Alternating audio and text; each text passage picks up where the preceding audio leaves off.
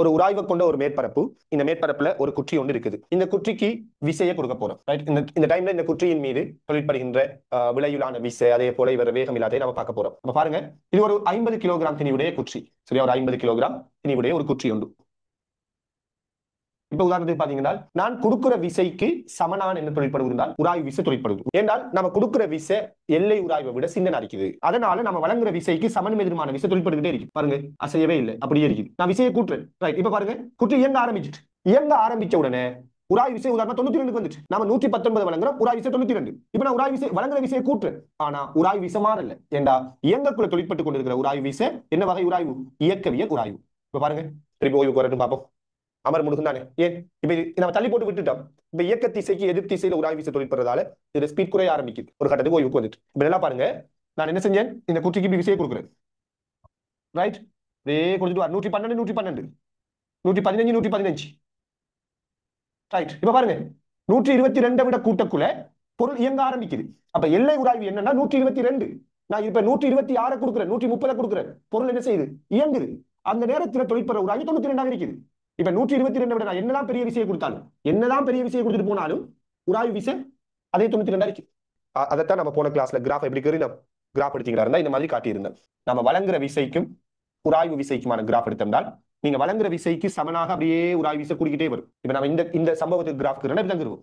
நீங்க வழங்குற விசை 122 நியூட்டன் அடிக்கக்குள்ள உராய்வு விசையும் 122ஆகவே இருக்குதுன்னு அர்த்தம். எப்ப நீங்க 122 விட விசையை கூட்டுறீங்களோ அந்த நேரத்துல பொருள் இயங்க ஆரம்பிக்குது. அந்த டைம்ல தொழிற்படுற உராய்வு 92 நியூட்டனாக மாறும். இதான் வழங்கப்படுற விசையோட உராய்வு விசைக்கான கிராஃப்னு சொல்றோம். இப்ப இன்னும் ஒரு சம்பவத்தை நம்ம இப்ப யோசிச்சு பார்க்க போறோம். இந்த பெட்டிக்கு மேல இந்த புள்ளையை தூக்கி வைப்போம். சரியா? இப்ப நீங்க சொல்லுங்க பாப்போம், 122 விட பெரிய விசையை கொடுத்தா இந்த குற்றி இயங்குமா இயங்காதா பாப்போம். இப்ப 122 விட கூட்டுறேன், குற்றி இயங்குதா? இயங்கல. 132 உராய்வு 132. நான் இன்னும் விசையை கொடுக்குறேன் 86 87. என்ன செய்யுது? ஒரு குறிப்பிட்ட பருமனை விட கூட்டக்குள்ளதான் குற்றி இயங்குது. அப்படி அந்த டைம்ல உராய்வு விசை 165 இருக்குது. இப்ப இயக்கவியல் உராய்வு விசை 165 வந்து நிக்குது. அது என்ன காரணம்? அதே இதுக்கு மேல ஒரு குழந்தையை வச்ச உடனே நான் வழங்க வேண்டிய விசை கூடிட்டு, அதாவது குற்றி மீது தொழிற்படுற உராய்வு ஏன் கூடி நிக்கி? அதான் F7μr. உராய்வு குணகம் நிலையியல் உராய்வு குணகம் இருக்குன்னு வச்சுக்கோங்க. இந்த மேற்பரப்புக்கு இடையிலான உராய்வு குணகம் மாறாது. உராய்வு குணகம் மாறல. ஆனால் 50 கிலோகிராம் குற்றிக்கு மேல 40 கிலோகிராம் குற்றியை வச்சா நம்ம ஸ்டாட்டிக்ஸ்ல படிக்கிறோம், இவர் வழங்குற செவ்வன் மறுதாக்கம் இப்ப எவ்வளவா மாறும்? ஃப்ரீ பாடி டயகிராம்ல படிச்சோம். இது 50, இது 40. மொத்தமான செவ்வன் மறுதாக்கம், மொத்தமான திணிவு 90 கிலோகிராம். சோ செவ்வன் மறுதாக்கம் 900 நியூட்டனா மாறுது. செவ்வன் மறுதாக்கம் கூடுதா? செவ்வன் மறுதாக்கம் கூடினால் எல்லை உராய்வு விசை கூடும். செவ்வன் மறுதாக்கம் கூடுதா? இயக்கவியல் உராய்வு விசை கூடும். அப்ப இந்த குற்றிட எல்லை இயக்கவியல் எல்லாமே கூடிட்டு, இதுக்கு மேல இன்னொரு வெயிட்ட சேர்த்தீங்கன்னா இன்னும் செவ்வன் மறுதாக்கம் கூடும். இந்த அளவுக்கு கேட்போமே. இப்ப இவர் 200 நியூட்டன் விசையை கொடுத்தாலும் அசைய மாட்டேன். 227 அசையல. ரைட். இப்ப பாருங்க, 420 விட கூட்டிட்டு போகலாம் அசையுது. அந்த டைம்ல உராய்வு விசை 312 மாறிட்டு. இப்ப உராய்வு எவ்வளவு தொழிற்படுது? 312. நான் 420 விட கூட்டிட்டு போகும் அதிகரிக்கிற இன்னும். அப்ப உராய்வு விசை 312 இருக்குது. சாய்தளத்தின் வழியே உராய்வு விசையா? இப்ப நாம ஒரு சாய்தள மேற்பரப்பு எடுக்கிறோம். ஒரு சாய்தள மேற்பரப்பு எடுப்போம். சரியான? இப்ப இந்த சாய்தள மேற்பரப்புல நம்ம என்ன செய்யறோம்னா ஒரு குற்றியை வச்சிருக்கிறோம். சாய்தள மேற்பரப்புல ஒரு குற்றி ஒன்று இப்படி வைக்கப்பட்டிருக்குது. இந்த குற்றியில தொழிற்படக்கூடிய விசைகள், இந்த குற்றியில தொழிற்படக்கூடிய விசைகள் இருக்கிற. ரைட். ஒன்று என்ன வரும்? ஒன்று இதுல நிறை வரப்போகுது. அப்படிதானே? ஒன்று இதுல ஒரு நிறை வரும், mg வரும். அடுத்தது இந்த மேற்பரப்பால குற்றிக்கு வழங்கப்படுகின்ற செவ்வன் மறுதாக்கம் வரும். செவ்வன் மறுதாக்கம் வரும். அடுத்தது யாரு? உராய்வு விசை வரும். நீங்க சொல்லுங்க பாப்போம், இங்க தொழிற்படுகின்ற உராய்வு விசை என்ன திசையில வரும்? நிறை வரும், செவ்வன் மறுதாக்கம் வரும், அதோட சேர்த்து உராய்வு வரும். இந்த உராய்வு இந்த குற்றிக்கு எப்படி தொழிற்படும்? அதாவது சாய்தளத்தின் வழியே மேல் நோக்கி தொழிற்படுமா, சாய்தளத்தின் வழியே கீழ் நோக்கி தொழிற்படுமா? இந்த குற்றி உண்மையா என்ன செய்ய பாக்குறா? சாய்தள மேற்பரப்புல ஒரு குற்றியை வச்சா அது என்ன செய்யும்? கீழ் நோக்கி வழுக்க முற்படும். அப்படின்னா இதை தடுக்கும் விதமாகத்தான் குற்றிக்கு உராய்வு விசை தொழிற்படும். அப்ப குற்றிக்கு உராய்வு விசை எப்படி தொழிற்படும் கேட்டா மேல் நோக்கி தொழிற்படும். கீழ் நோக்கி வழுக்கிறத தடுக்கிற மாதிரி உராய்வு தொழிற்படும். அப்ப இந்த குற்றிக்கு உராய்வு இவ்வாறு மேல் நோக்கி தொழிற்படும். சரியான? என்ன பாயிண்ட் என்றால், இந்த குற்றியில தொழிற்படுகின்ற விசைகள் ஒன்று செவ்வன் மறுதாக்கம், அடுத்தது உராய்வு, அடுத்தது இதுல நிறை. இந்த நேரத்துல இந்த குற்றி இந்த சாய்தள மேற்பரப்பின் வழியே ஒன்று வழுக்கலாம், அல்லது சாய்தள மேற்பரப்புல இந்த குற்றி என்ன செய்யலாம்? ஓய்விலையும் இருக்கலாம். நடக்கலாமா இல்லையா? இப்ப யோசிச்சு பாருங்க. இப்ப நான் இங்க ஒரு சாய்தள மேற்பரப்பு எடுத்திருக்கிறேன். அதான் உங்களுக்கு விளங்கும் நினைக்கிறேன். சரியா? இங்க ஒரு சாய்தள மேற்பரப்புல ஒரு குற்றி இருக்குது. ரைட்.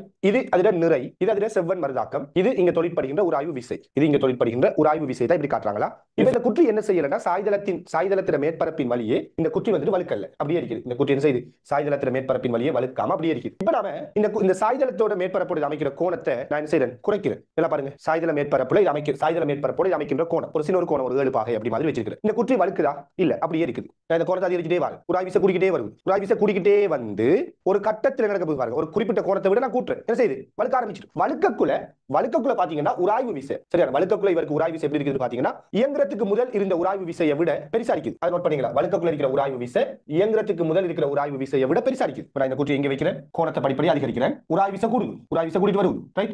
இயங்கி கொண்டு வரக்கூடிய உராய்வு விசை நெஞ்சிட்டு குறைஞ்சிட்டு, ஏன்னா இயக்கவியல் உராய்வா மாறுது. அப்ப என்ன பாயிண்ட்னா, சாய்தள மேற்பரப்பை பொறுத்தவரையில நீங்க சாய்தள மேற்பரப்போட கோணத்தை அதிகரிச்சிட்டு வந்தீங்கன்னா, சரியா, ஒரு குறிப்பிட்ட கோணம் வரைக்கும் அந்த குற்றி ஓய்விலேயே இருக்கும். ஒரு குறிப்பிட்ட கோணத்தை விட அதிகரிக்கும் போது குற்றி எங்க ஆரம்பிக்கும். அதனால என்ன சொல்றோம்னா, சாய்தளத்துல ஒரு குற்றிட இயக்கத்தை ஆராயக்குள்ள 2 வகையான ஆராயணும். ஒன்று சாய்தள மேற்பரப்புல குற்றி ஓய்வில் இருக்கிற ஒரு சந்தர்ப்பம், இன்னொன்று சாய்தள மேற்பரப்புல குற்றி இயங்குகின்ற சந்தர்ப்பம். இப்படி 2 விதமாக சாய்தள மேற்பரப்புல குற்றிட இயக்கத்தை நாம் என்ன செய்யணும், ஆராயணும். சரியா? இப்ப பாருங்க, இந்த சாய்தள மேற்பரப்புல குற்றி ஓய்வில் இருக்கிற சந்தர்ப்பத்தை எடுப்போம். குற்றி எப்படி இருக்கக்குள்ள ஓய்வில் உள்ள போது, குற்றி ஓய்வில் உள்ள போது இந்த சந்தர்ப்பத்தை நாம இப்ப ஃபர்ஸ்ட் எடுப்போம். இப்ப கவனிங்க, சாய்தள மேற்பரப்புல குற்றி இந்த திசையில வழுக்குதுண்டால் இந்த திசையில தொழிற்படுகின்ற விசை என்னன்றதை யோசிப்போம். நான் இந்த கோணத்தை தீட்டாண்டு எடுக்கிறேன், சரியா, இந்த கோணத்தை தீட்டாண்டு எடுக்கிறேன். இப்ப உங்களுக்கு தெரியும், இந்த குற்றியில தொழிற்படுகின்ற விசை mg இருக்குதானே. இந்த mg நாம 2 கூறுகளா பிரிக்கலாம். ஒன்று சாய்தளத்தின் வழியே தொழிற்படுகின்ற விசை, அதைத்தான் நாம mg sin θ அப்படின்னு சொல்லி படிச்சிருக்கிறோம். இந்த கோணம் தீட்டாண்டால் சாய்தளத்தின் வழியே இதை பிரிச்சிங்கன்னா வர விசை mg sin θ. அடுத்தது சாய்தளத்துக்கு செங்குத்தா தொழிற்படுகின்ற விசை, அது mg cos θ. இப்படி இந்த குற்றியில தொழிற்படுகின்ற விசை mg sin θ, mg cos θ இரண்டா பிரிக்கலாம். இல்லையா? பிரிக்கலாமா? இல்லையா? பிரிக்கலாம். ஏன் நான் இந்த குற்றியில தொழிற்படுற mgங்கிற விசையை சாய்தளத்தின் வழியே பிரிச்சென்றால், இந்த குற்றி இயங்குறண்டா எப்படி இயங்கும், சாய்தளத்தின் வழியே தான் இயங்கும். ஆக குற்றிட இயக்க திசையில தொழிற்படுகின்ற விசையை கண்டுபிடிக்கணுங்கிற அடிப்படையில தான் இந்த mgங்கிற விசையை சாய்தளத்தின் வழியே நான் பிரிச்சேன். சரி, அப்ப mg சாய்தளத்தின் வழியே பிரிச்சா mg sin θ, அதுக்கு செங்குத்தா பிரிச்சா mg cos θ. அந்த வகையில இப்ப பாருங்க, இந்த குற்றி சாய்தள மேற்பரப்புல ஓய்வுல இருக்குது. நீங்களே சொல்லுங்க பாப்போம், இந்த குற்றி சாய்தள மேற்பரப்புல ஓய்வுல இருக்குதுனால் இந்த குற்றியில தொழிற்படுகின்ற உராய்வு விசை என்ன வகை, அது என்ன பருமன். முதலாவது, இந்த சாய்தளத்தின் வழியே இயங்கல்ல, அப்ப இங்க தொழிற்படுற உராய்வு குற்றி ஓய்வில் உள்ள போது, குற்றி ஓய்வில் உள்ள போது இங்க தொழிற்படுகின்ற உராய்வு விசை, ரைட், நிலையியல் உராய்வு விசை. அந்த உராய்வு என்னத்துக்கு சமன் என்றால், இந்த குற்றிக்கு சாய்தளத்தின் வழியே கீழ் நோக்கி தொழிற்படுற ஒரே ஒரு விசை mg sin θ. இந்த ஆறுங்கிற விசை சாய்தளத்துக்கு செங்குத்தா தொழிற்படுது, அப்ப அது வராது. சாய்தளத்தின் வழியே தொழிற்படுற விசை mg sin θ. அப்ப அதை சமப்படுத்துற மாதிரி தான் உராய்வு தொழிற்பட்டிருக்கு. அப்ப உராய்வு விசை என்னத்துக்கு சமன், mg sin θ-வுக்கு சமம், ரைட். அப்ப குற்றி ஓய்வில் உள்ள போது உராய்வு விசை mg sin θ-வுக்கு சமனா இருக்கு. சரியா? அதே மாதிரி இந்த குற்றி ஓய்வில் இருக்கக்குள்ள எல்லை உராய்வு விசையை பத்தி கண்டுபிடிப்போம். எல்லை உராய்வை கண்டுபிடிப்போம். எல்லை உராய்வு விசை, எல்லை உராய்வு விசையின் போது, அதாவது சாய்தள மேற்பரப்புல நம்ம கோணத்தை அதிகரிச்சுக்கிட்டே வந்தா நம்ம பார்த்துட்டோம், ஒரு கட்டத்துல இந்த குற்றி என்ன செய்யும், இந்த சாய்தள மேற்பரப்பின் வழியே வழுக்க ஆரம்பிக்கும். அப்ப வழுக்க ஆரம்பிக்கிறதுக்கு முதல் உள்ள மட்டுமட்டான நிலை, அதை நம்ம எல்லை உராய்வுன்னு சொல்ல போறோம். இயங்க ஆரம்பிக்க ரெடி. அந்த எல்லை உராய்வு விசையின் போது உராய்வு விசையை நாம μr என்று எழுதலாம். இல்லையா? உராய்வு விசையை நாம μr என்று எழுதலாம். சரியா? இப்ப பாருங்க, உங்களுக்கு தெரியும், குற்றி ஓய்வில் இருக்குது. எல்லை உராய்வு விசைங்கிறது நிலையியல் உராய்வு விசை மேக்ஸிமம் பருமன். அப்ப குற்றி ஓய்வில் இருக்குதுன்னா இந்த உராய்வு என்னத்துக்கு தான் சமன், mg sin θ-வுக்கு தான் சமன். சரியா? உராய்வு குணகம் μ. செவ்வன் மறுதாக்கம் நீங்க சொல்லுங்க பாப்போம். இந்த குற்றியில தொழிற்படுகின்ற செவ்வன் மறுதாக்கம் என்ன? எல்லை உராய்வின் போது f7 μ ஆர பாவிக்கிறோம். இது யாருண்டா, எல்லை உராய்வு குணகம் அல்லது நிலையியல் உராய்வு குணகம் சொல்றது. செவ்வன் மறுதாக்கம் என்ன? எஸ், இந்த குற்றிக்கு சாய்தளத்துக்கு செங்குத்தா கீழ் நோக்கி தொழிற்படுற விசை mg cos θ, சாய்தளத்துக்கு செங்குத்தா மேல் நோக்கி தொழிற்படுற விசை r. அப்ப r என்னத்துக்கு சமன் என்றால் mg cos θ-வுக்கு சமன். ஆக mg எப்ப எல்லை உராய்வின் போது, அதாவது மட்டுமட்டா வழுக்கிறதுக்கு ரெடியா இருக்கிற சந்தர்ப்பத்துல mg வெட்டுப்பட்டால் இந்த cos θ இங்கால வருமா இருந்தால் tan θ சமன் sin θ cos θ, tan θ சமன் μs நிலையியல் உராய்வு குணகம் வரும். அதாவது சாய்தள மேற்பரப்பு கிடையோட அமைக்கின்ற கோணம் θ. எல்லாம் விளங்கிக் கொள்ளுங்க. இந்த θ வேற, இதுக்கு முதல் நாம படிச்ச θ வேற. அது உராய்வு கோணம் சம்பந்தமான ஒரு டாபிக், அது வேற. இந்த θ யாரு, சாய்தள மேற்பரப்பு கிடையோட அமைக்கிற கோணம். இந்த கோணத்திட டான் பருமனுக்கு உராய்வு குணகம் எப்படி இருக்கணும் என்றால் சமனா இருக்கணும். உராய்வு குணகம் இந்த கோணத்திட டான் பருமனுக்கு சமனாக இருக்கிற சந்தர்ப்பம் தான் எல்லை உராய்வு விசைக்கான சந்தர்ப்பம் அர்த்தம். அதாவது என்னென்றால், சரியா புரிஞ்சு கொள்ளுங்க. இப்ப இங்க ஒரு சாய்தள மேற்பரப்பு இருக்கு. சரியா? இந்த சாய்தள மேற்பரப்புல நான் ஒரு குற்றியை வைக்கிறேன். இதான் குற்றின்னு வச்சுக்கொள்ளுங்க. சாய்தள மேற்பரப்புல குற்றி இருக்கு. இப்ப இந்த சாய்தள மேற்பரப்பை இப்ப நான் இப்படி சரிக்கிறேன். வழுக்குதா? வழுக்கல்ல. இப்படியே இதுல கோணத்தை கூட்டிக்கிட்டே வர இப்ப என்ன செய்யுது, வழுக்குது. இப்ப இது வழுக்கிறதுக்கு மட்டுமட்டா முதல் இருக்கு நான் ஒரு கோணம். இப்ப இது வழுக்குது. இப்ப வழுக்கல்ல. இந்த கோணத்தை விட நான் ஒரு பாகை கூட்டினாலும் வழுக்குது. சரியா? அப்ப வழுக்காம இருக்கிற மேக்ஸிமம் சந்தர்ப்பம் எதா இருக்கும், இந்த குற்றியில எல்லை உராய்வு விசை தொழிற்படுற சந்தர்ப்பம். ஏன்னா எல்லை உராய்வு விசையை விட தாண்டிட்டு இருந்தா குற்றி இயங்க ஆரம்பிச்சிடும். அப்ப எல்லை உராய்வு விசையின் போது